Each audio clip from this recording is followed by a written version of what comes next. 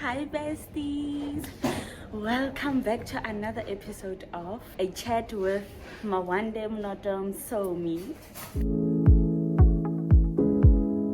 Hello guys, I'm so excited. I'm doing this after over a year, but I believe that God is very intentional, and I feel like it's very intentional of Him that you're my next guest after Precious. Yeah, right? Because I met her through Precious.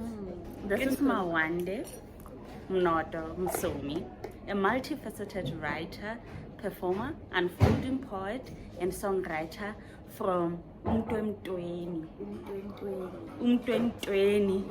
A person. In a person, Yes. Sure, from KZN. Do you remember the first time you saw me or met me? Our first interaction? No. That was what, 3 years ago? 4 4 years ago. 4 years ago. I think, yeah. 2021. 2021. We met in 2021. Yeah, but like the earliest Memory. of our first interaction. My first interaction with you, I felt sort of this mother energy coming from me? Yeah. I won't lie, I was a bit afraid of you in the beginning. It was like, okay, I'm just gonna, because you were Keep my distance. Yeah, I'm gonna keep my distance because you were very like you had this discipline that at that point I wasn't like in line with. Okay. But then I got to know you and I was like, okay, this lady's like, she's just straightforward. That's all. You don't remember our first day, but you remember how I made you feel. That's interesting. That's how I remember people. Okay. How they make me feel. How they make you feel. Yeah. But you didn't say I scared you off, right? No, Did you I? didn't scare me off. Okay. Not yet. Not yet. I hope I never do. Okay. My first impression of you, or rather what I remember of you, is that you came across to me as maybe kind of how you saw me. Okay. Which is weird. That is because you were weird. not talking a lot. You were a hey, hi and bye. And you were so fast. Like people say I walk fast, but yo, my one day was flying. I always have places to be. Not really, but really. I'm always like, once I'm done with the class, I'm out of here. I'm out of here. Yeah. You had that energy, and I was just like, okay, you're giving quite strict-ish or stay away from me vibe type. Yeah, I didn't even think you would get here. Yeah. That would be chance. Every single time. Yeah. Goodness. That's crazy. Okay. So how are you? Today specifically? Yeah. Oh, Like really, how are you? I'm good today. Yeah, I'm feeling. In the morning, I won't lie, the rain just put me off. But like after getting here and seeing the sun come out, I'm feeling very bright, very like amber, very calm. And Yeah, I'm excited. and I started drawing today, which was really fun. Yeah, I love drawing. So that. And did anything that happened this morning that kind of caught your attention or affected you in any way? Oh yes, I was going on the train today. Yeah, so I was short. I was short of money to get into the train, so I was digging in my bag. I wasn't short; it was in my pocket. Okay. But I had so many pockets because we wear like 50 jackets. So I was short, and I'm searching, and I'm like, oh my gosh, You're I'm panicking. And then this lady comes to me. She's like, oh, you're short of money, and I'm like, yeah, I'm short of 2 rand. She's like, oh, why didn't you tell me? Oh. And I don't know. In that moment, there was kind of like this force field around her. You know when you have an actual moment with the person? And I kind of just saw my own mom and my own grandma in those moments where they were like, why didn't you tell me that you forgot this? I would have bought it for you at school. I don't know, it took me back to childhood in a way. That's so It was so crazy. And her urgency and how like a total stranger can care so much. You know, like she already gave a cabo to you. I'm your mom and your sister. Why are you not telling me you need help? Yeah, and it's like I struggle to ask for help from just anybody, In from general. strangers, you know, even anyone. Yeah, and when I'm short, I'm gonna make a plan. I'm just like, hey, I'll make it somehow. But she was like, just be vocal and say it. It was so. It stuck with me, and I'm still thinking about it till this moment. I'm glad I like, asked you this question because what? And I'm glad something happened, and it happened today. I was not that I was shocked in humanity, but like hadn't experienced something like that in such a long time that I was like, wait, what? I was panicking. I was like, oh no, I'm not gonna. And help was just here. Yeah. Help was just here because God is like, got your back. I got your. It's a great feeling, and just to have a stranger meet your day and helped you, and it stuck with you. Do you want to do the same? Yeah, 100%. I think growing up, I went through a lot of things that sort of taught me that, yes, I grew up in a family who taught me to love, right? Love your neighbor, love the people around you. But I think when you go through a lot of tough times, sometimes you forget that you can still practice humility and love regardless of what you experience. Yeah. And she reminded me that I can still be very kind and loving and offer a hand to people, you know, because I do love to And give. it enlightens you. 100%. Like It makes more than it does a difference to the person you're helping. It does. It offloads you. You feel lighter. You feel like after helping someone, I feel like smiling the whole way. Literally, I'm just like, oh yeah, that person's day is better. Whoops, you know, literally. It's a great feeling, man. I'm glad you witnessed that. Yeah, I know. The Mawande I met is what I described at school, right? The serious one. I just want to get out of here, Mawande. So that's what she was But thinking. Yeah. but take us to your childhood. Who is that Mawande? The earliest memory that you have. The earliest memory I have is my childhood was very much in nature. So it is. I used to live with my grandparents, and they had like a very big yard. So we had like fruits and like a lot of things growing in the yard. We had very abundant land, very fruitful land.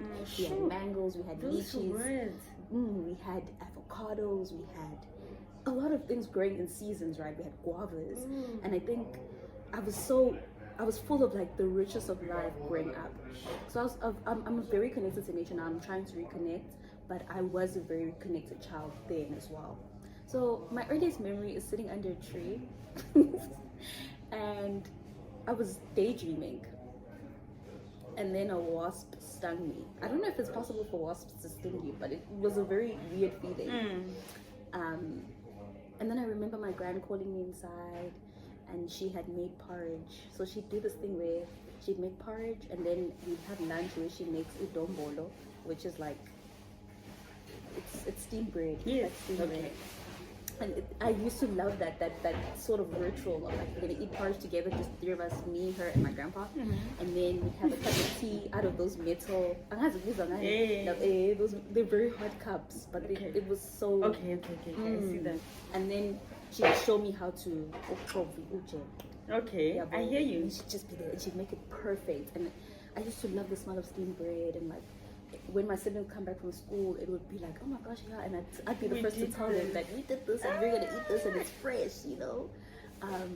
But inner child Mawande, the child Mawande was very confident, very playful, very whimsical. I used to recreate everything I'd see. So, you know, if I see a cashier, I'm gonna play cashier when I get home. Yes. If I see a doctor, I'm gonna play that. Yeah, I said loved that. really playing all the time. And I was very into fashion. I used to wear like very stomach out clothes and like, you know. Makes sense. But also I was very mischievous. Like I'd eat spice raw. Weirdly. Or in no rocks. I'd take it and I'd eat it in a corner. I was a very mischievous child at the same time. So it's a weird thing. But also very connected to my roots. You know, Your roots in a sense of? my roots in the sense of where I come from. My grandpa was a very musical person, but also he believed a lot in his name, in his identity, and he always wanted to teach me that. I remember sitting with him reading the newspaper, and ndifunde ngesiZulu. Angitshela ukuthi lelo gama, and I'd read it again until I get it right. So yeah, I would say that is my inner child. That is me within. Someone who's deeply connected. You really are. And everything that you were as a child has played out into who you are now. Like the fashionista in you, you are that. The playing back what you saw, you are that, a performer, right? And your grandfather playing, being musical, you are into that. And your childhood is such a dream. It was very beautiful. It really was. Like, I just saw you lightened up. You were just smiling. You literally went back. And it feels good even just sitting here, going through it with you. It's so beautiful. You really were rich. 100%. And I think the older we get so connected to the material things in life. And we forget that as kids it was so, especially because as a child we didn't have any gadgets and stuff. Like it was, you played with what your imagination was so big. And also you played outside. So you're creating all these stories, you're seeing these. I had an imaginary friend, Urabet. I don't know what that means. Rabbit? No, like his name was Urabet. Okay. So I'd sit with him in a car, we chat. It's the fact that it's a him, not even a girl. But like, sometimes we would date, sometimes we would be friends. We had a whole life together. Like, it was beautiful. Why did you lose this person? I don't remember. I remember just not having him there anymore. Yeah. Do you miss him? I do. We were very good friends. You should start working with him to train. No, I think that Urabet has taken form of some light in my life. Sure. I like your way of thinking and just your way of making sense of things. It's so incredible. You really are creative. You still are. You didn't lose it with the young Mawande. You've really held on to your experiences in life, your teachings. Oh my goodness, I don't know. This is so rich. If you have never thought of this, but now that you've told me and I was just imagining it, I would advise you to maybe either write a child book out of your story, your childhood story, or create a play or cartoons. Like, I feel like a child would enjoy watching that. Okay, I'm gonna take that. I really love cartoons, so that's like it's so colorful, and I'm sitting here thinking everything that you had in your yard was a luxury for me. It was. Avocado, no, we couldn't grow them at home. My grandmother was also, she loved gardening. She preferred all things from her garden than a shop. She wanted to save at all costs. She would cook outside than use electricity, and we did not even understand any of that. But what we had was, we were rich with carrots, tomatoes, vegetables, cabbage. She planted, and I think I did this with her, or with my siblings. It was her and the grandchildren.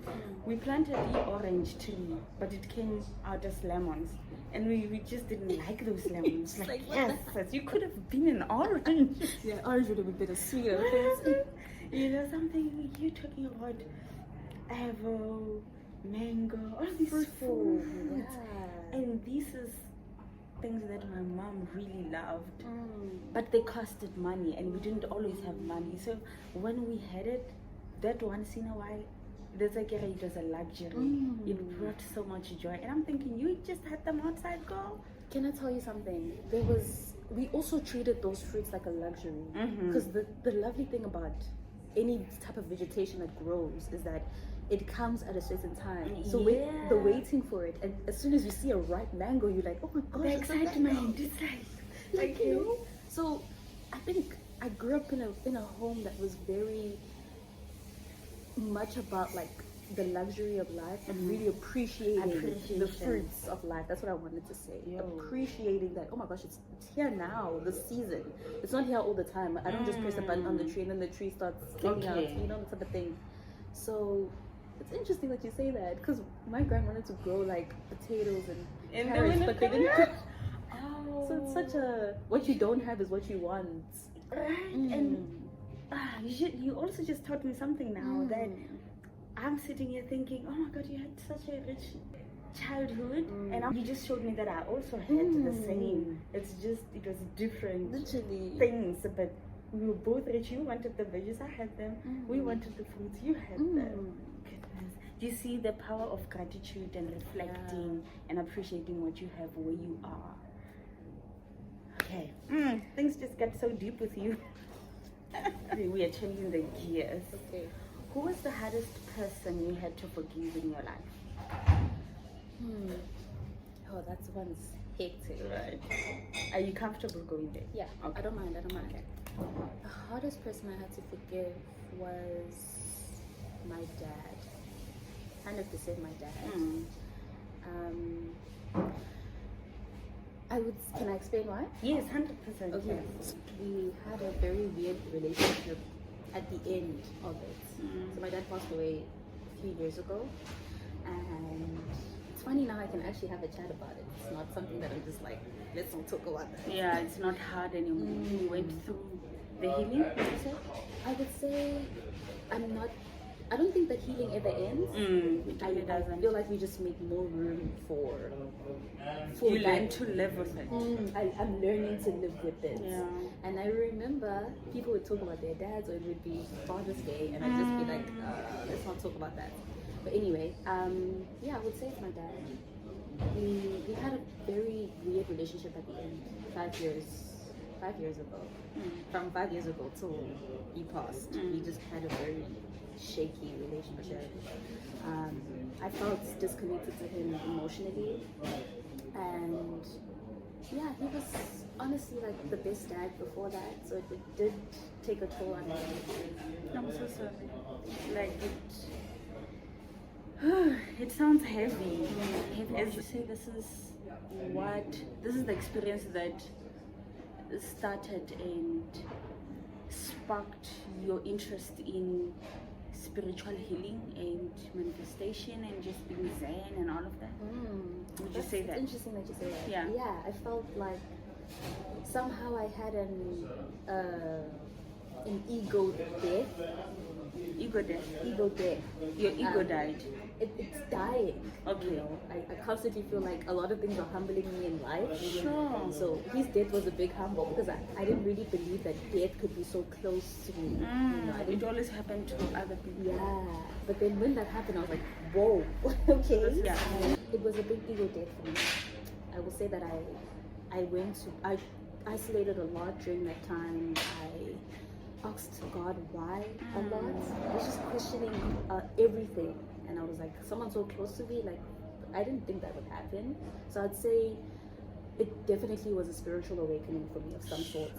I wanted to be connected to my dad because I felt so emotionally disconnected to him when he was alive. But then I felt like, so maybe there was also a part of guilt that 100%. I could have just forgiven him. I could have We tried could have better. had a child before, Yeah. you know? Oh gosh, mommy. Yeah. I'm sorry that's your experience, but like I keep saying, I don't believe in coincidences. I believe God is very intentional. There's definitely a free lesson in everything that He allows to happen to us. It's never really to break us, but there's a song that says, in the crushing, in the pressing, you are making new wine. Make me a vessel. Make me an offering. So, unfortunately, He will crush us. Maybe, like you said, you already learned something. Your ego started dying. If you had it, or whatever, in whatever context you're saying that, but that happened so your ego could die and you could have a spiritual awakening. It's just unfortunate that your dad had to be the sacrifice, so to speak. But I can't say it did some good, but it did. It did. It definitely did. I think I wasn't appreciative of his life when he was alive. Mawande, stop. Yeah, I really wasn't. I wasn't like paying attention to how much of an impact he had in my life. I was very much about myself more than ever. And as soon as I lost him, I'm like, this man would call me, he was present in my life. He always wanted me to go for what my truest passion, my deepest passion. And I think like it's such a gift at the same time that I lost him, which is a crazy thing to say now, but I appreciate him. I appreciate the life that he had. I appreciate that he was a free spirit that wanted his kids to be free, and then now that's all I want for myself, and that's all I want for the next generation, you know? Like, I want free-spirited people around me to grow and to feel like they can just be themselves. And that's what he wanted for each and every one of us. So I think you're definitely right. I feel this need to be spiritually connected all the time, and to, if I'm being humbled by something, I want to take it as a lesson and not as punishment from God. Oh, child, this girl. So You keep spitting. Like, I am learning so much from listening to you. And it's so crazy that I'm sitting here and I'm going, we have similar things. Remember how our childhood, now with your dad, this is not about me, but also when you say you did not appreciate him, Lena, I spent the rest of my dad's life, because you never know when someone's last time is. And yesterday I read, I don't know, in someone's status that said, my mom told me that anytime could be your last moment with someone, and you never know, so they never say goodbye. I spent so much of my time being mad at my dad, and the last time I saw him was at my lobola, and I was still mad at him, very mad. And my mom asked me to go back and apologize, and I did. And that's the last time I spoke to him. A few months later, I hear that he passed away, and I couldn't even go to his funeral. I was heavily pregnant. I couldn't travel, doctor's orders, and that broke me. I think my journey with forgiveness and living up to my name, because it means forgiveness, started there. And it's so crazy that you had to lose your dad for your spiritual journey to really start, for your ego to die, for you to learn hard life lessons. And I hope it taught you, and I hope it also, your story teaches me and everybody else who's going to listen, that how important it is to appreciate people in our lives. Like, really? Like, I hope we won't always learn the lesson after we've lost someone. 100%. That's the thing also, like, I'm appreciating conversations. I never used to, I'm not gonna lie. I'd have a chat with the person and then I'm just like, yeah, okay, great. Now it's like, oh my gosh, I had that, wait, okay, tell me more. And I'm trying to actively listen. Like, it's so hard to listen, guys, let's be honest. Sometimes things just go, like, you're just there, then concentration it's like, span is so short, and there's a lot happening. Life, and you have thoughts will come in and be like, what are you gonna eat later? No, you need to you know, that sort of thing. My train. Oh my goodness, what am I wearing tomorrow? Like, what? Be present. But it's so it's like, that's my mission. I just want to listen. I just want to sit with the person and be interested in what you're saying. And you know? be present. And that's okay. Let's be honest. Let's just be honest. The Mawande I met is not this Mawande. Okay. There is a shift, and you've just admitted it. There is a shift. Because the Mawande then was really not interested in talking to us. Mawande just wanted to leave, just wanted to hear, Precious, what time are you coming? Okay, I'll get dinner and a shop. Mawande is gone. This Mawande here, God bless your dead soul. Thank you for sharing that. Like, man, I didn't know when you lost your dad, because also you said you isolated yourself, and for real you did. But also we were not in the closest of circle. We would see each other only in 2 classes, movement and voice, and the rest of the day we don't see each other. We're doing different things. But I appreciate who you have become, and I'm so happy for you that you are where you are, and you are present. You're not missing the lessons. You are not just floating and surviving. You are really living in it, and you're making something out of it. Your podcast, I constantly urge you to also post your work on Instagram. I feel like you have so much to offer. And you're not letting it out there. But your podcast is a step forward, because the way you're so interested in asking questions, and you do it in the moment, you don't overthink it, you don't procrastinate. I love that about you, and I'm learning that from you. And this is, you pushed me to do this, because it's like, no, they both can. There's you, there's life together at work. They can all coexist. You shouldn't separate things. You can juggle everything. I'm glad that God allowed us to be here, Right? I'm so happy. It's crazy how It things happen. is. Like now you're here and now we're having this conversation. And the first time we came here together, and here is Magnet Theatre. Yeah. We came to audition, and then we both didn't make the We were audition. both like, ooh, that was hard. And then we were both invited for interviews. Yes. And then you started, and then I came after you. It's, hey, It's also like, I appreciate God, man. you don't notice what God is doing. You don't notice the way He's there with His hand, like, yeah, I'm just orchestrating that. Yeah. But I'm so happy, like I'm connected so much with this Mawande, and I'm glad you're not. This is you in the now. Like it's not.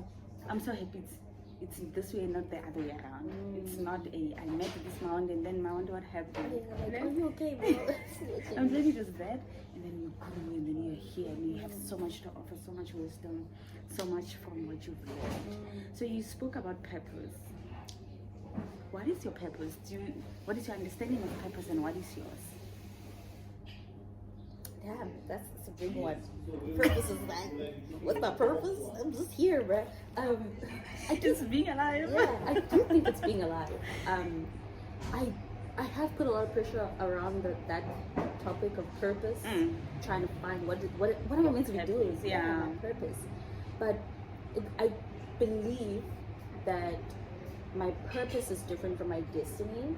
I have a different purpose every day. Okay. And it reflects in the conversations that I have. It reflects in a smile that I give a stranger. It reflects in the work that I do for those around me.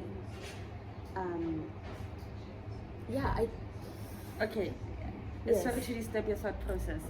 I'm getting from you, which I think is so different from what I've heard people define purpose. Are you saying purpose is not this big thing, the light at the end of the tunnel, this thing that you have to succeed, but it's the little details, the everyday little things that you The do. little That, moments. yeah. Yeah. Oh wow. 100%. Interesting. I feel like a very fluid human being. Like I've never felt like my purpose is like, I know that I have a bigger destiny to fulfill, that I'm not here by chance. It's like it's all happening because of what it's meant to be happening. Yeah. But I do feel like I have a purpose every day to make some sort of difference, to feel certain emotions, to Learn and teach. to learn, to dissect, to connect. be curious, to connect. Curiosity gets me so much in terms of like human nature in general, and I think that's our purpose, to be curious about everything around us. You saw a bird singing on a roof. That could have been your purpose that day, to just notice the bird. Yeah. You shared a joke in a room and then no one laughed. It could have been your purpose to make an awkward situation. Sure. A purpose for me can be Crazy. anything. It's two different things from destiny. So what do you think your destiny is then? My destiny right now is to heal Sure. and to allow those around me to be free in their natural state. I feel like there's some, I don't know what it is yet, Rejoyce, but I can feel that it's manifesting. But I'm meant to share myself, and I'm meant to create a space where people can share themselves as well and feel completely safe in in sharing themselves. But also, I think my destiny is to be weird. To be weird. To be weird. Like the weirder I can get, that's my destiny. 100%. To That create is- weird things, to just be flipping weird. That's so weird and so fascinating. But before we get to the weird, what you just said about creating a space to heal, to allow people to, you're doing that to me. You've done that to me, like ever since the audition. Obviously, we were not seeing each other every day, we were not talking every day, but there was a time when we were talking like, did you hear something? Okay, good luck. We were all waiting for the same response, for the same position, but you were still wishing me luck, and then I wished you luck, but we were wishing, and we were so happy that at least one of us got it. Because there was a time when we were like, okay, we're giving up, they're not saying anything. Yeah. And then they said it to you, and I was like, good, at least it's one of us. And then I followed. And then I came here and we've just been holding the space for this I was not isolated, but isolated. I was alone. I was not connected with anyone, especially from our circle of after the creative space that much. Although I was talking to Tulu, but there was also a gap because we were not seeing each other every day. So you were like my first reference of welcome back, so to speak. And as soon as I met you, you allowed me to speak. You allowed me to ask a person, how are you feeling?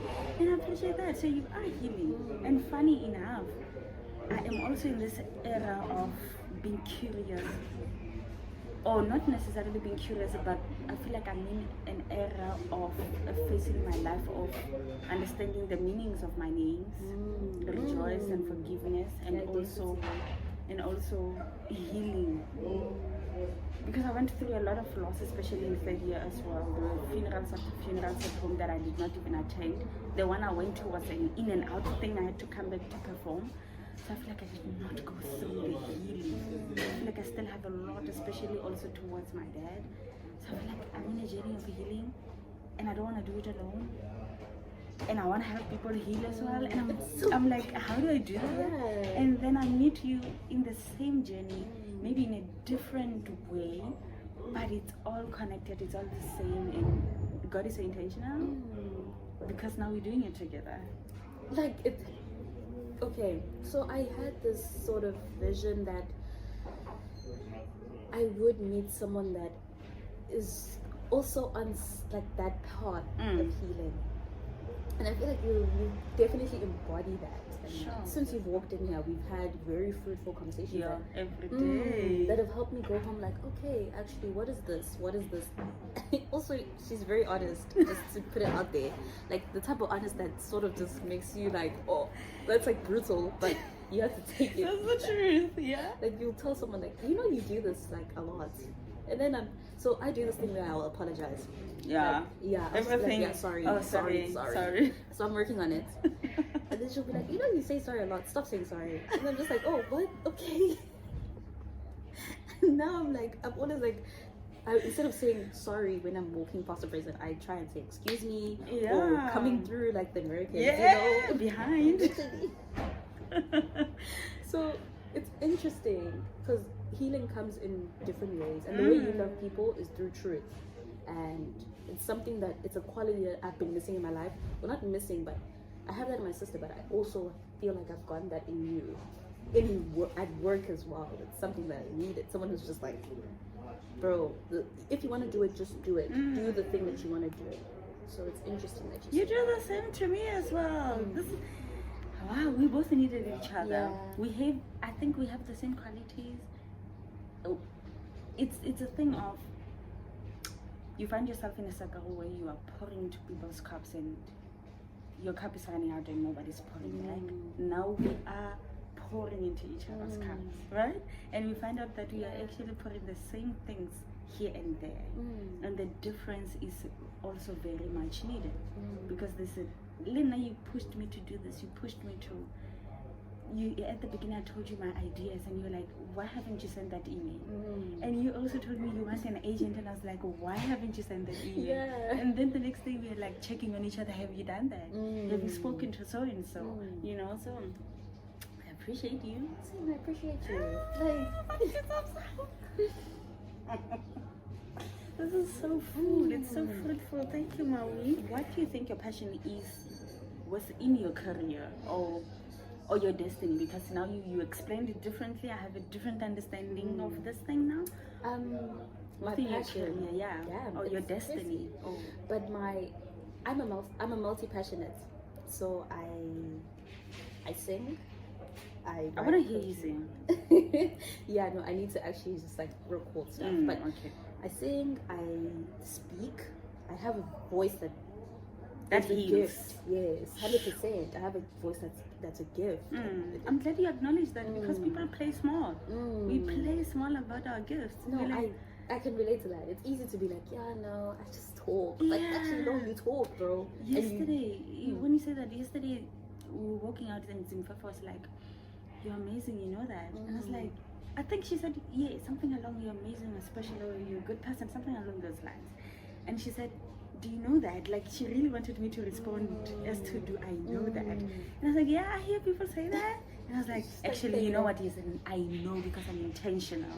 You know, so yeah, I'm glad that you take note of that in you. We have to. It's not pride. It's acknowledging your gifts and walking truthfully in it. Right? Yeah, you said it. Something that I'm trying to get back into is writing actual stories. I used to write short stories and then I'd leave them on my laptop. You better write about your childhood child. Right? I need to. And I'll watch animation and I'll be like, oh my gosh, this is so, oh my gosh, this is what I I can already see an animated Mawande. Right? You're gonna look like Moana. Right? With short afro hair, because Moana has long hair. Yeah. But with short, can you imagine that? Your face is giving Moana. Yeah. Okay. Yeah. So I see myself as a poet, a singer, a songwriter. I write some good songs. And an actress. But I'm moving more towards like writing and directing now. Okay. I feel like I would do well in that sort of section. But you're not closing the acting. No, I'm definitely not. Okay. I do feel like studying it though did make me want to take a very big break. Okay. Because when you study art, it can create like sort of these walls around it. It can open you 100%, but also it can create walls. Because sometimes your creativity can like get blocked. Okay. It feels like creativity is something that flows, right? And sometimes you just don't feel it in that moment. But being in art school can make you like always have to use your creativity in a rigid way.